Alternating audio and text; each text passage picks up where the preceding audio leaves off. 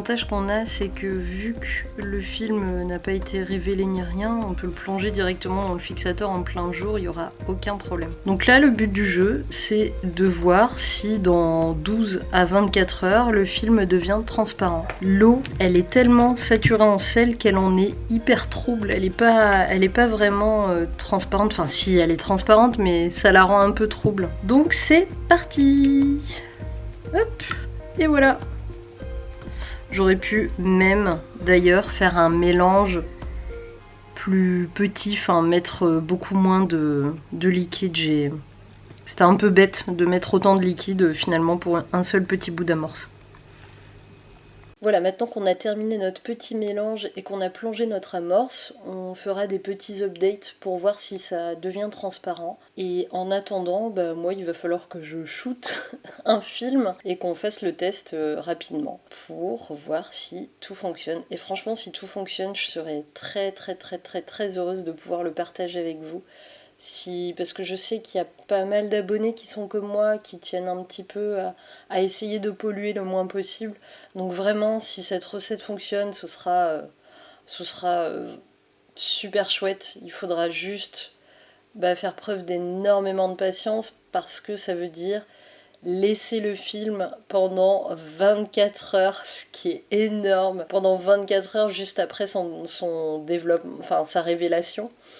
Ce qui peut être très frustrant pour certains photographes. Donc je suis pas sûre que ça corresponde à tous les photographes, mais en attendant, si ça fonctionne, et si je peux faire un geste pour la planète, parce que là ce serait quand même un méga geste, enfin ce serait chouette quoi, je ferai preuve de patience pour le coup.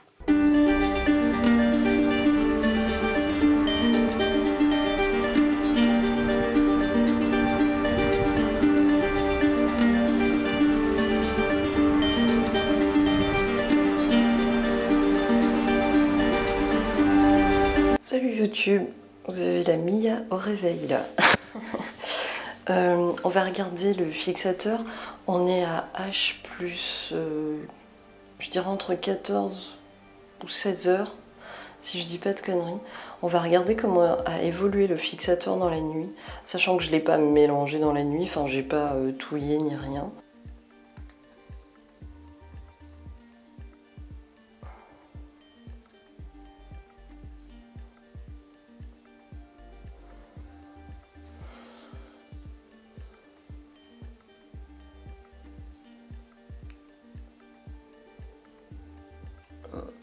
C'est que ça m'a l'air transparent. C'est complètement transparent. Alors par contre, il y a un petit trait là, je sais pas ce que c'est. Est-ce que c'est parce que le produit n'a pas fini d'agir? Je sais pas.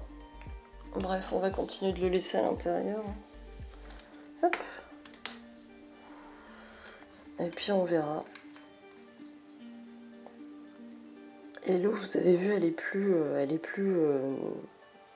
un peu blanche. Là, elle est vraiment complètement transparente. Alors Mia est tellement douée de ses 10 doigts que en fait j'ai renversé le petit pot d'eau salée. Donc c'est pas très grave parce que ça faisait 24 heures. Je vais vous montrer juste la gueule que ça a. Je sais pas si vous allez voir en fait.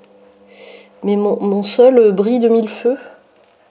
On voit pas les paillettes, c'est so dommage. Là franchement vous loupez une... Ouais, ça se voit pas, je suis dégoûtée.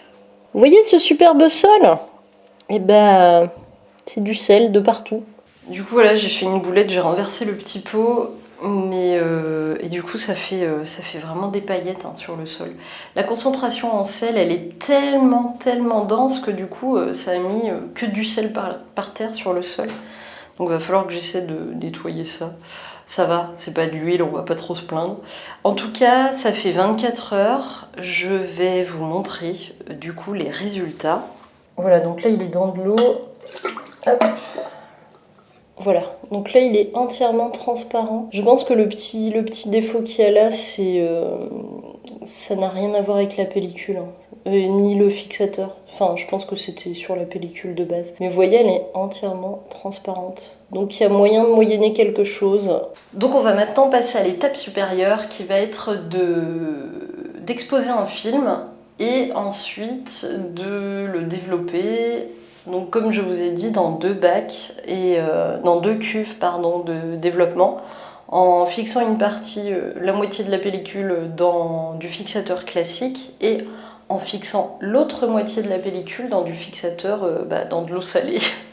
Voilà, donc on se tient au jus, hein, et puis on reprend ça dès que j'aurai exposé une pellicule.